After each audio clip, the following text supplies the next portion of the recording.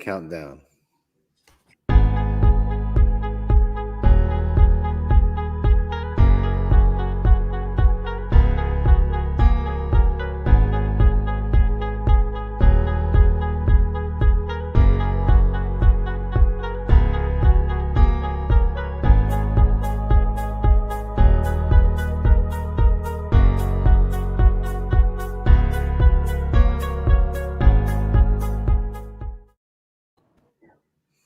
What's going on, everyone? How we doing? Welcome back to another episode of Leadership Matters live here on Facebook and YouTube. Hope everyone's doing well. I'm here with my co-host Michelle Navarro, my permanent co-host, and our guest co-host Peter Miranda. What's going on, guys? You guys doing well? How you doing, guys? Doing well. Glad to be here. Happy to have you guys here with us. This is now 4 in a row, so we're rolling. We're on our way here. Glad to have Peter here with us. Nice. It's a good night tonight. Yeah. So Peter, you probably we're gonna get into it in a little bit, but you probably already ran a few miles today. I'm sure. You know what? Actually, I didn't, but I'm about to run maybe in about an hour and a half. My last four. Your last four tonight. Okay. Very nice. Very nice. Well, thank you for whoever joins us. We really appreciate it. As you can see on the screen, you can catch us on Instagram, Facebook, Twitter, YouTube, at Ldrship Matters, spelled Ldrship. And what we are doing here, Michelle, do you want me to put you on the spot? Do you want to give everyone the rundown as to what we're doing with Leadership Matters? Well, thank you for putting me on the spot. We're basically trying to create a platform where people can come talk to us about important issues that are important to them, not just things that we want to focus on, but what other people want to focus on too. Opportunity to learn from them. They can share with us their experience, their concerns, and not just to focus on problems, but solutions and how we can be leaders in our community, within our families, at our jobs, and really make a difference. Right. And I put it out there a little bit yesterday that leadership is a mindset. It's not a position, right? It's not something that we have to go into. It's not something that we get a job and all of a sudden we're a leader. It's a mindset that we adopt for ourselves. And I have the question on the bottom of the screen: how do you exhibit the values of a leader in your life? And that's really what we're talking about in your families, in your professional life, in your personal life, whatever it is. How do you exhibit the mindset of a leader? What are you doing? And we want to know what you're doing. We want to talk to people on here that are striving to exhibit those values in their lives. And whoever it may be, like, we're willing to talk to people that are doing that on a small scale or on a big scale. It really doesn't matter to us. We're just open to having the conversation. The premise behind that is essentially, as long as we're putting the word out there and planting some seeds into people's minds, then hopefully we can get people moving in a better direction than where they are right now. And then people often ask me why, and my answer is very simply, there are so many things, and I tell my kids this all the time. There are so many things going on in our world that we can list as problems. But in my humble opinion, the number one problem that we all have to overcome is our mind. It's the main thing that we have to overcome. And as we overcome those negative thoughts that are constantly in our heads, we can begin to stop manifesting those negative things in our world and in the collective society around us. So here on Leadership Matters, we're just trying to put positive things in people's heads. We're not ignoring the suffering, the struggle, or anything like that. If anything, we're talking about it so that we can begin moving in a better direction. Right. I feel that definitely one of the biggest issues is apathy. People acting not caring about the issues that are happening in our world. I think we need to bring people together that do care and that do want to find solutions to a lot of the issues that are going on and want to be leaders, like you said.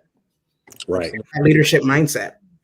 And the last thing I'll say before I get to our guest here is, I think as a species, we have to evolve mentally before we can overcome a lot of the suffering that we have in our physical reality.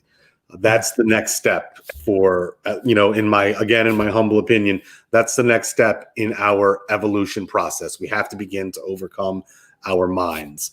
And, you hear people say it a lot. You have to control what you're thinking, or you have to control your thoughts. Mhm. Well, that in itself, if you make that statement, you immediately recognize the fact that there are two entities almost at play there. There's your mind, and then there's you. And those two things are not necessarily the same. There's one that's your soul and your spirit and your consciousness, but then there's that brain that kind of keeps us going haywire sometimes. Mm-hmm. So with that, I want to welcome Peter Miranda. Thanks for joining me again, man. I really appreciate it. It's been a pleasure to speak to you. And I want to thank you first off, because I feel like you kind of sparked me to get going back on this little adventure of Leadership Matters once again. I was really kind of in a funk, in a bad place. And it was just a simple text message that you sent out. We started talking, we started rolling and getting things going. And now I'm here, and we're, it's nothing but up and nothing but forward from then on. Yep. It's a good thing. Like I said, positivity breeds positivity. You know what I'm saying? Absolutely. So I want to get into what's going on with you with the challenge.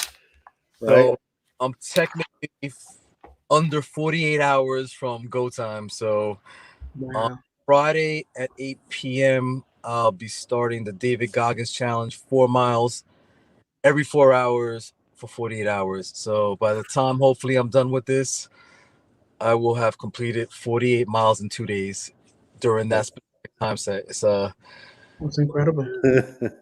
It's challenging on the mind more than the body. And like I said, it's just something I feel like I want to do for myself, to just try to, inspire people just to kind of get on up and just, take a chance on yourself to do something bigger than the normal things, push the limits. You know what I'm saying?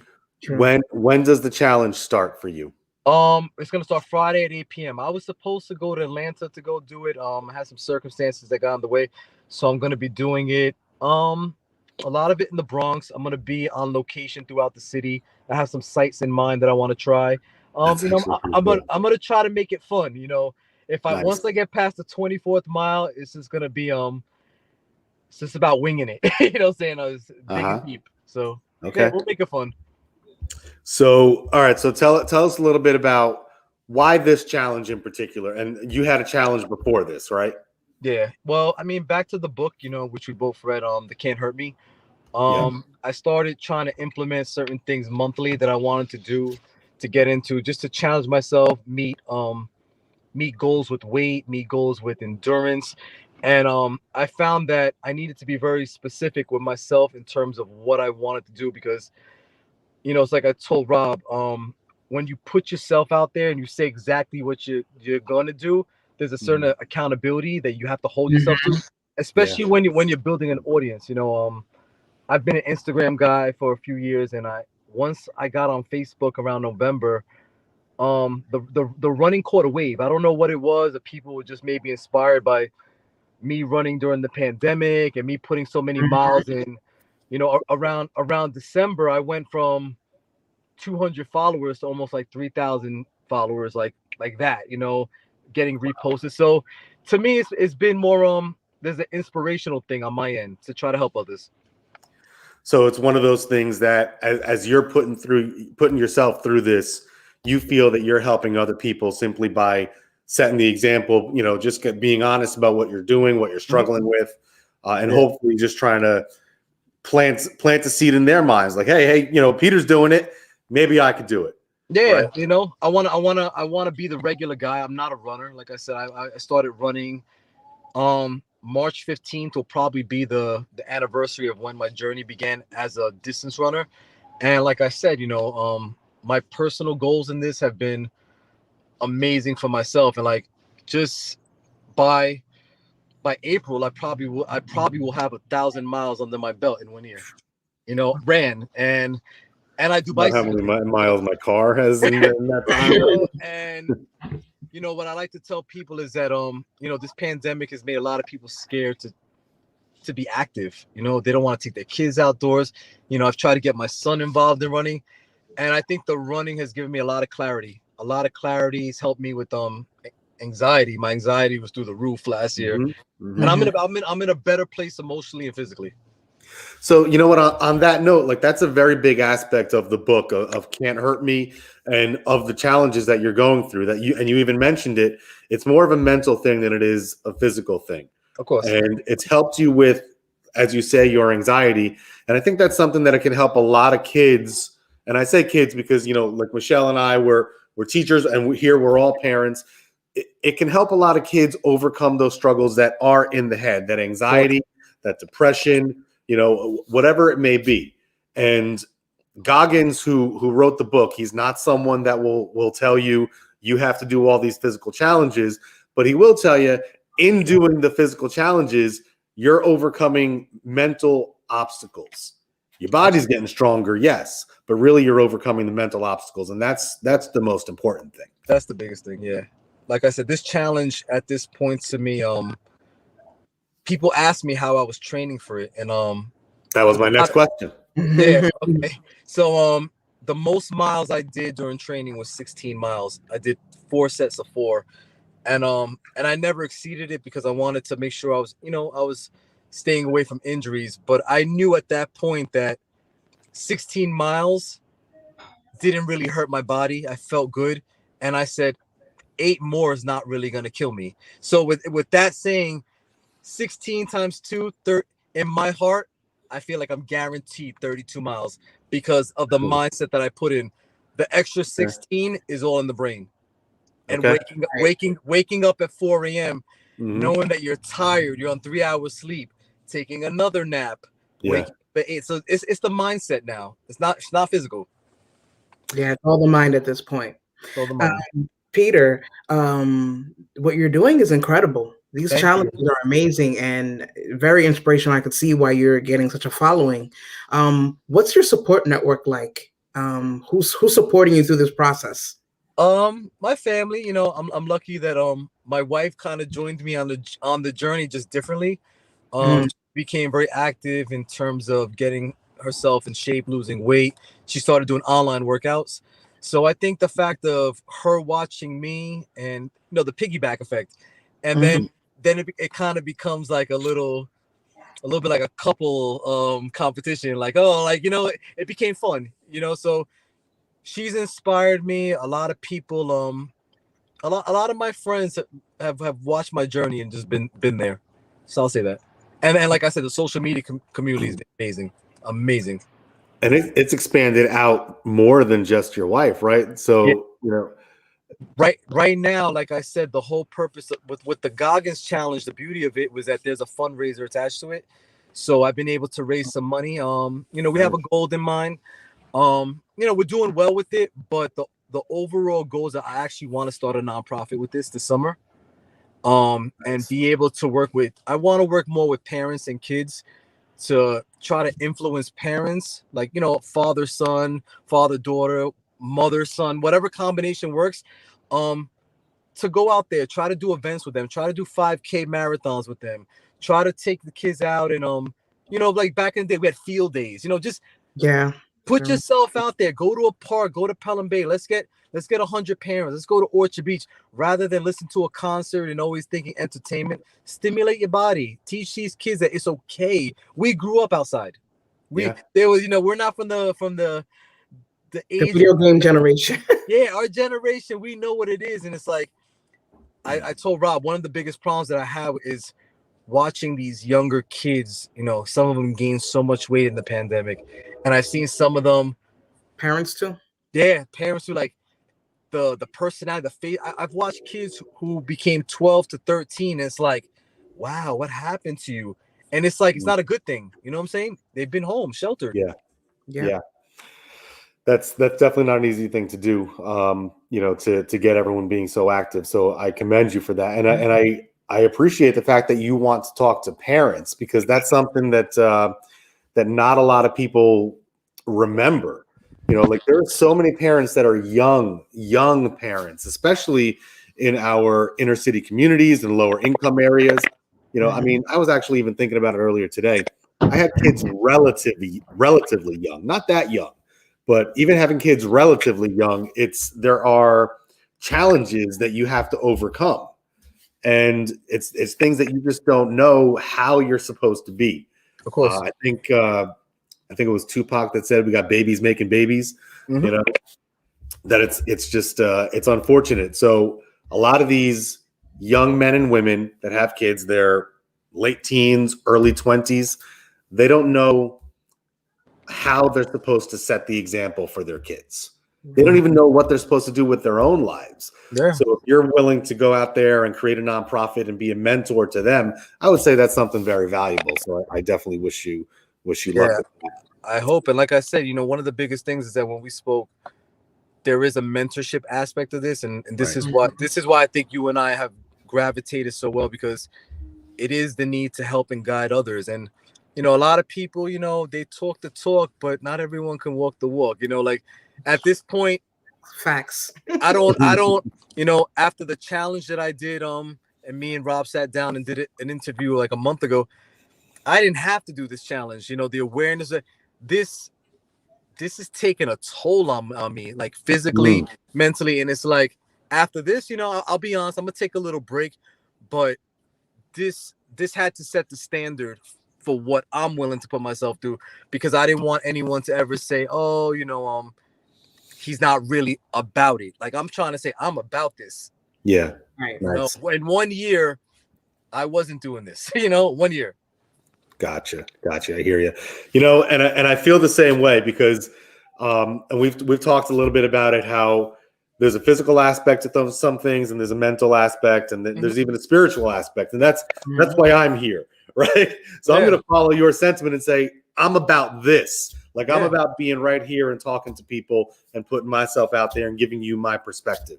Right now, Peter, I'll tell you, I might join you on a challenge here and there. I'm not going to jump on a 4x4x48 anytime soon, and I might do some challenges out there. But that's not what I'm about. What I'm about is what I'm doing right here and talking. And I love it.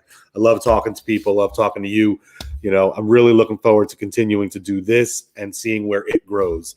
And in the future, hopefully, we can just continue helping each other grow and accomplish our goals and our dreams. Mm-hmm. Of course. Peter, I love that you mentioned that your wife started doing her online workouts, because one of the things that inspired me so much about Goggins and the book, he says, running's my thing, but it doesn't have to be about running.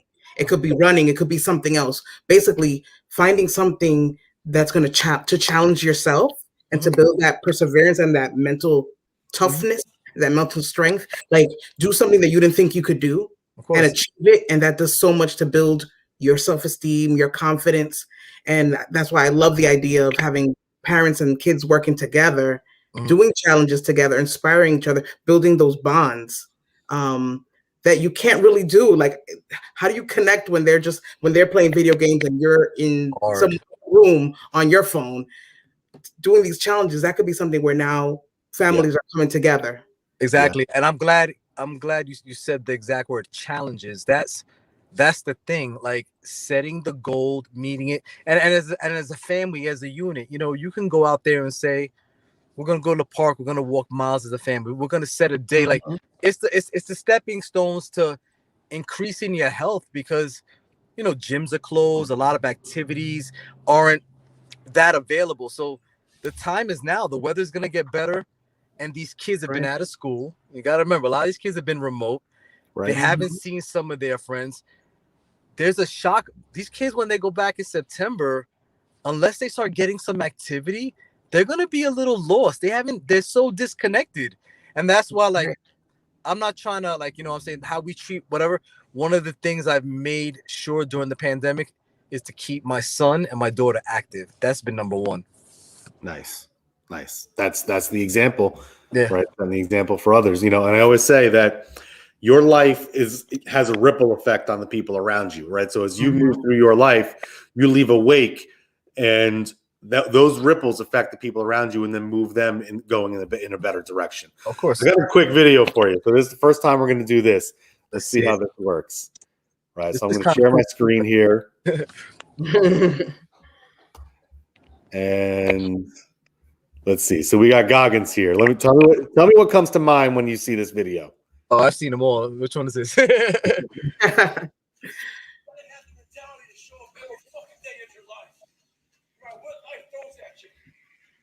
Responsibility to show up to the Coliseum of life, prepared for fucking battle. I don't care what you're going through, what life's throwing at you. It's your responsibility to find your new 100%. Take it upon yourself to do that. Stay hard. Whew, there's Goggins, man. That's Goggins. I like that he says that you know it's your responsibility to take it upon yourself, right, to show up every single day, right? Show up for yourself every single day, right? Showing up for yourself, right? And that's, you know, that's one of the things that we talked about it once, Michelle and I, that we talked about the word integrity, which is one of our core values. Integrity, and Dave even said it on our show the other night. Doing the right thing even when nobody's looking, right? True, very true. But it's also doing the right thing knowing that you got to look at yourself.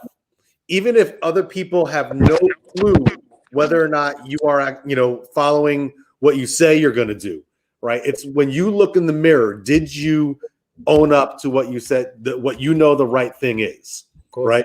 Showing up for yourself every single day. And again, that's with the recognition that you, your soul, and your mind are two different things, right? So are you going to show up for yourself? You know? All right, I got another one for you. I know you like this one. I'm liking playing around with this neat little toy, right? It's pretty good. All right. The 40% rule. I've been there. Get to the spot where your mind is saying stop. Wherever that is, you gotta get there first. And then that's when that starts to work for you. You gotta control yourself in that moment. All right, that was the 40% rule, real quick. So, Peter, tell me about where you've been there, how you've gotten there. The 40% rule.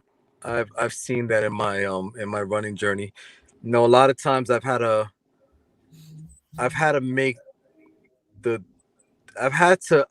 analyze the difference between pain and being tired. And there's a big difference, because a lot of times when you're running, and I think I told you, Rob, on one of my runs in January, I think I told you that I felt like I touched God because I was so tired, and I was running and just my legs were moving, and I was so disconnected, and I had like another mile and a half, and I said, I can't stop.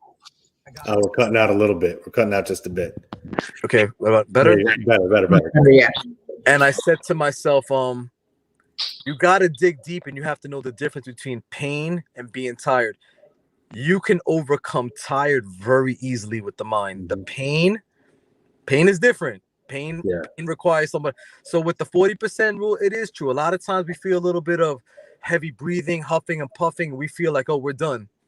And trust me, we're not. We're not, because think about the most extreme situation.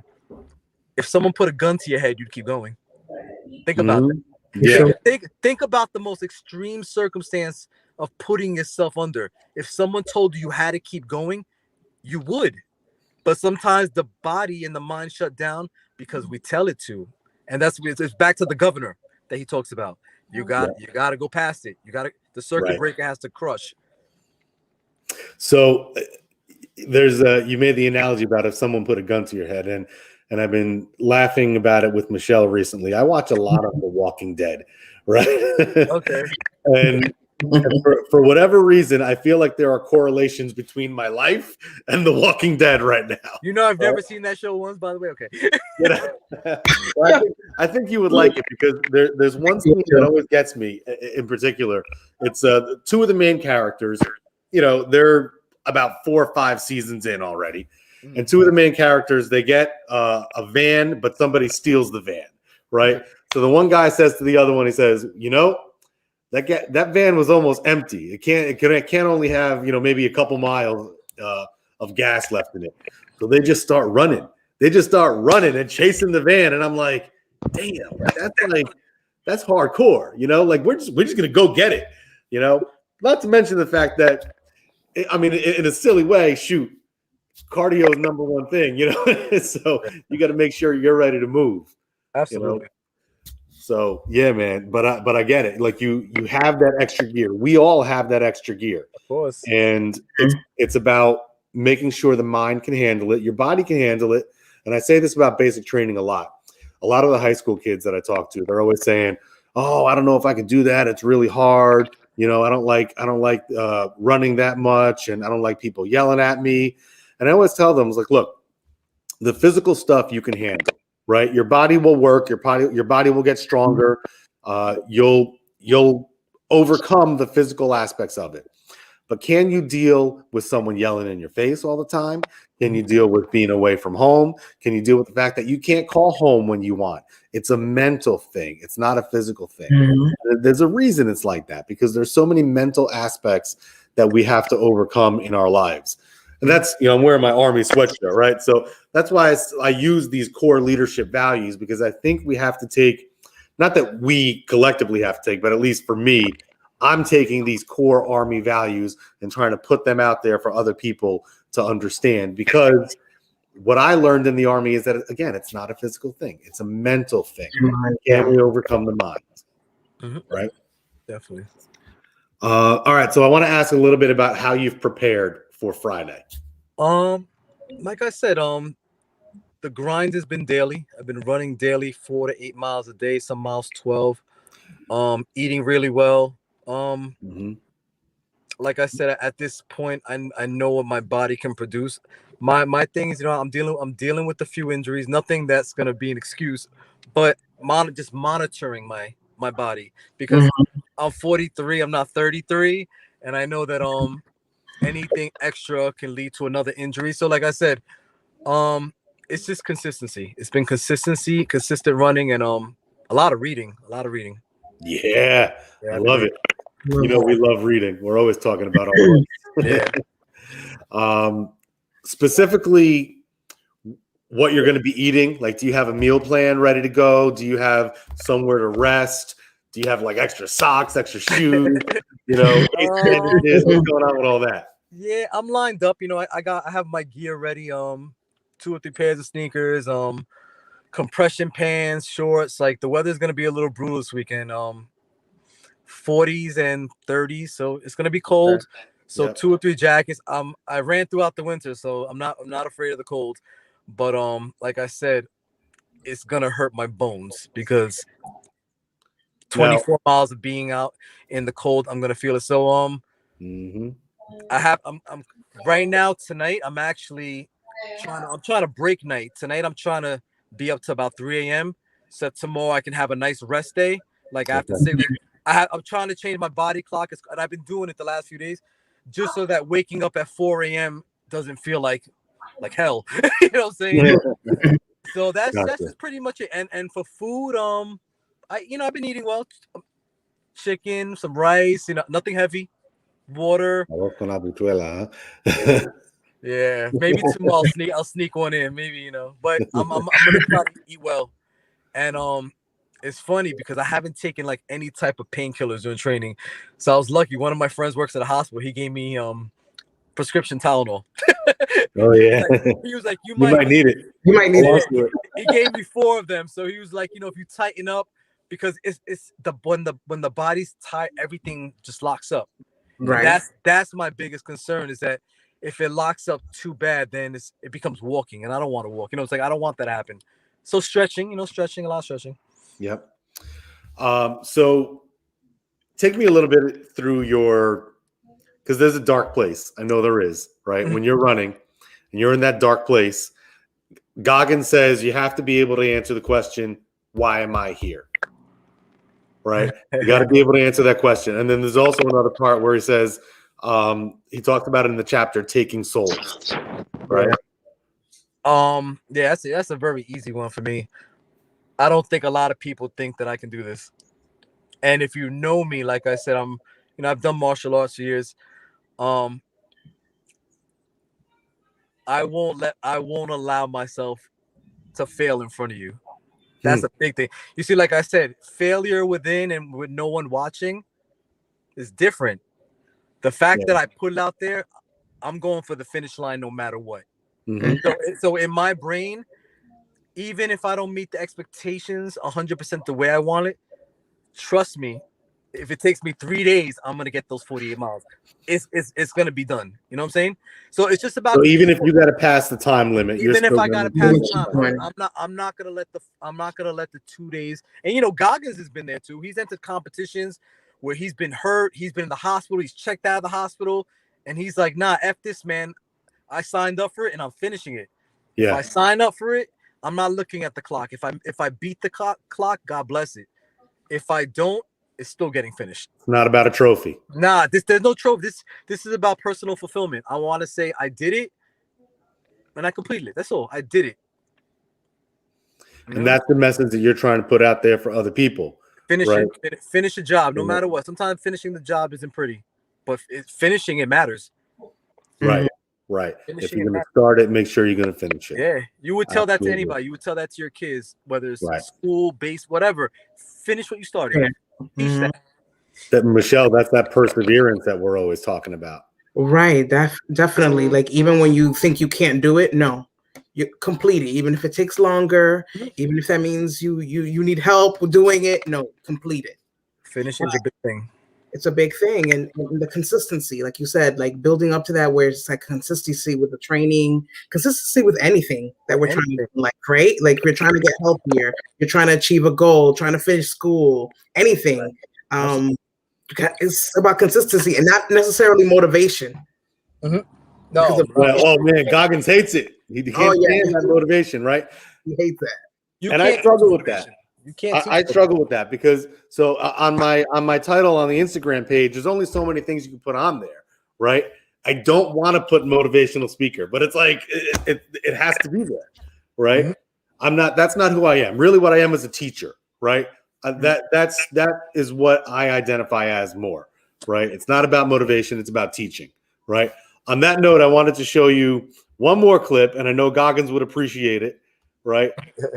I don't know if you guys are Rocky fans, but I am a huge Rocky fan. Right? Yeah, cool.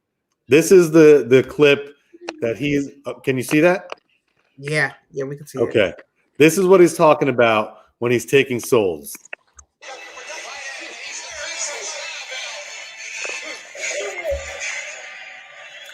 So, like you said, Peter, you just want to finish. You just want to get there. Now, we all know, we've seen Rocky. He just wants to finish the fight. So here we are in the 14th round, and everyone's telling him, stay down. Don't do it. Give it up. I'm sure you've heard a lot of people saying that to you as well. This ain't worth it. Don't bother. Yeah, everybody told me to quit. Get up. Now, check out Apollo's face, right?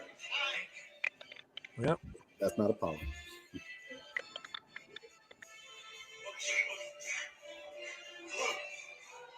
There it is. Yeah. Cool. He's right like, there. Damn. I thought I had you down. What are you still doing up? Yep.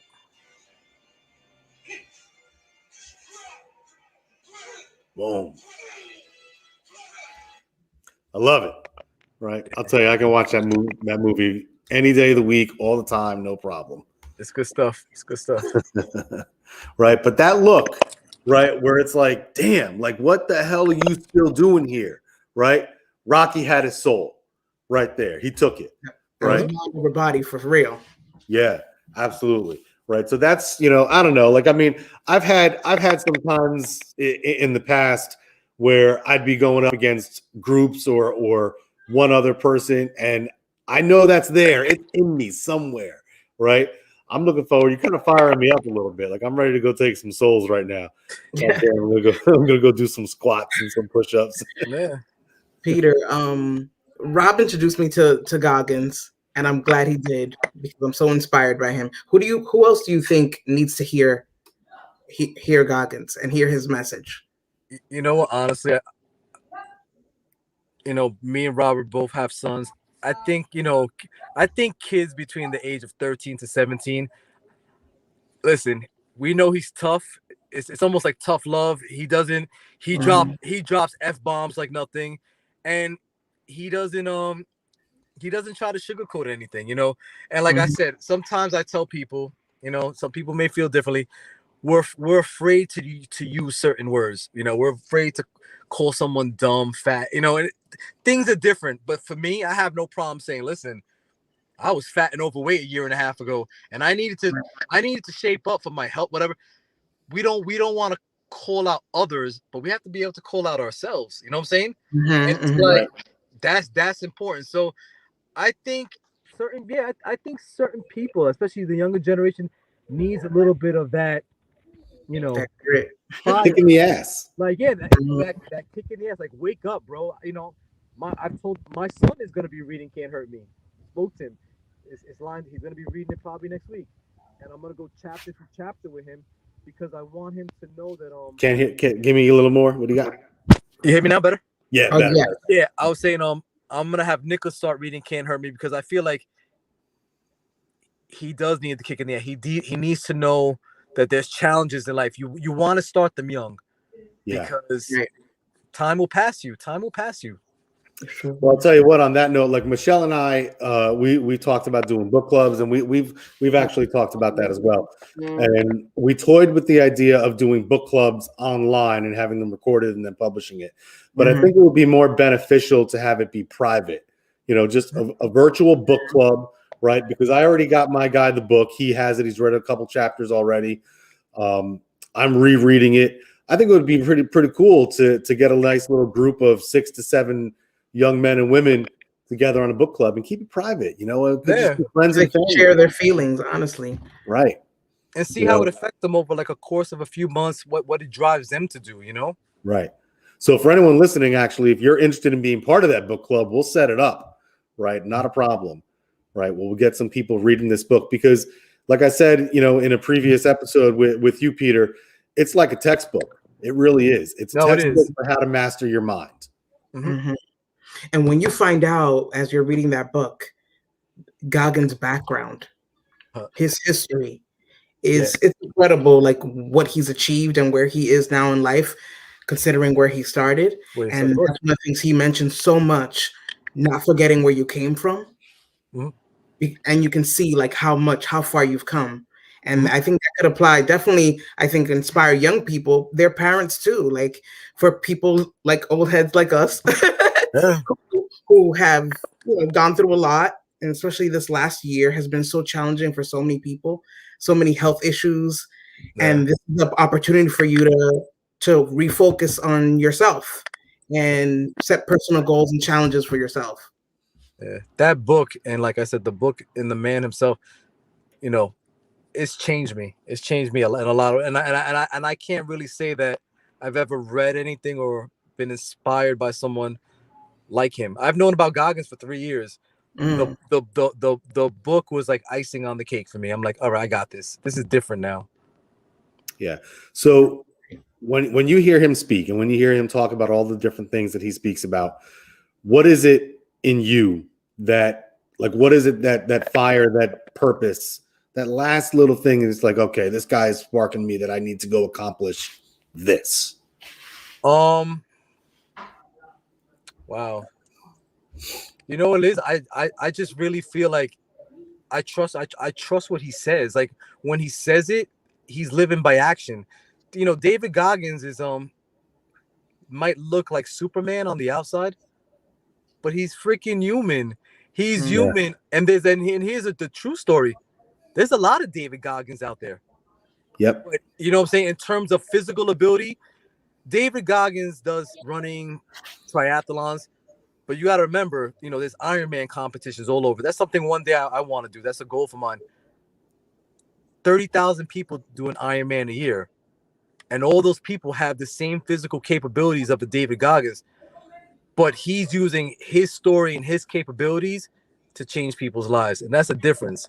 He's living by action. That's a main difference. And I feel like if I'm going to do something and inspire you, I got to live by action. Right. Absolutely. You got to back it up. Right. That's that integrity. I love it. Michelle, I want to ask you the same question. Do you have something that when you hear Goggins speak, that he's inspiring you, that you need to accomplish something in particular? Not that you have to say what it is, but is there something for you?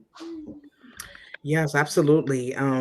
When I was listening to his story and how he's such a actually kind of quiet, private person, never really wanted to be out there, but he felt that he had to be, because he wanted to change other people's lives, like inspire other people to make changes in their lives. So that definitely inspires me to keep putting myself out there. Yeah. And I'm sorry, he also mentions at one point that he was really sick. Mm-hmm.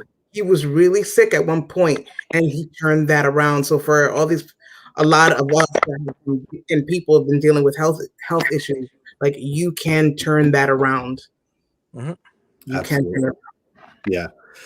One of the things I like to say, and I teach a physics class, and if you have, first off, can you hear my son in the background on the video games? Like, right?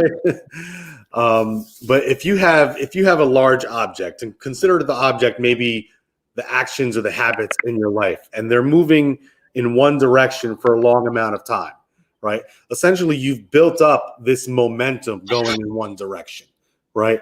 And to apply that to physics, if you have a large train, a big, massive object that's moving in one direction, you can't just stop and go in the other direction, 1, 2, 3, right? The first thing you got to do is slow the momentum, right? Slow the momentum. And that's where I think, like Goggins he's a bit of an anomaly, but he also, like, when you really start pinpointing it, he wasn't running 100 miles right off the bat. Like, he'll tell you, he started out and he got 400 meters and he had to stop, right? And he had to work from there. So if you have the momentum going so much in one direction, the first thing that you need to do is take a breath and slow your roll and figure out what the heck is really going on. Stop the momentum in one direction, let it stop for a little while, and then start moving in another direction, little by little. Yeah, this is all baby steps. This is about personal growth. Like, I couldn't even run a mile 9 months ago. 10 months. A mile was a struggle, and like I said, 1 mile went to 2, 2 went to 3, and I can run 13 miles without even breathing hard now. 13 miles straight, 2 hours, and I can't explain how it happened, but it's consistency. 13 miles. Yeah, that's crazy. I haven't been that far. I've rubbed it. I didn't even like to drive 13 miles. But now, like, in closing, because I'm gonna jump on a run in 15 minutes. Well, you know what? We got a good close. We're actually about to close up, right? But go ahead, go make your point, then we'll close up. I really hope that we get to do this again. Maybe after talk about the challenge if I'm alive to talk about it. And just the follow up. I think the question I want to ask myself is what I was feeling during those miles, because that's what I've been seeing from other people. Like, what you're gonna feel. Like, why am I doing this? I'm gonna hit parts of it where I feel like I want to share that. Mile 36, mile 38. Like, what am I doing here? I could be in bed. I could be hanging out. Like, why am I here? I'm done. Nice. Well, not that I want to throw any more on your plate, but I will say, while you're doing it, right, if after you're done with your 4 mile stretch, whenever it is, dude, take a quick little like video, audio note or something. Yeah. I definitely want to hear like the raw reactions of what's really going on. I'll have some video to broadcast. You'll be making fun of me. Trust me. Yeah. You gotta have some sweat and nastiness all over the place. Nice, man. Well, hey, I really do wish you luck, man. And again, just thank you so much. We close out every episode of Leadership Matters by going through the 7 core values of leadership. You can see them scrolling across the bottom of the screen. We ask that you choose one of them. How does it apply to you and what you're going through in your current situation, whatever it is, your life, your personal, your day, whatever it is. And Peter, I'm going to give you a moment to think about it because I know Michelle knows that we do this. I'm going to let her go ahead and go first. Okay. I would say personal courage. A lot of what we've discussed is trying to push yourself, that mind or body, push yourself, challenge yourself to have that personal growth. And that could be baby steps, Yeah. but continue pushing yourself to get to a different level. And so that's why I think personal courage, whatever that is, and like Goggins says, it's running for him, but for you, it might be something else. It's a challenge you're setting for yourself, but that's going to take courage, and you're going to have to push yourself. Yeah. Personal. I like Yeah, it. personal. Thank you.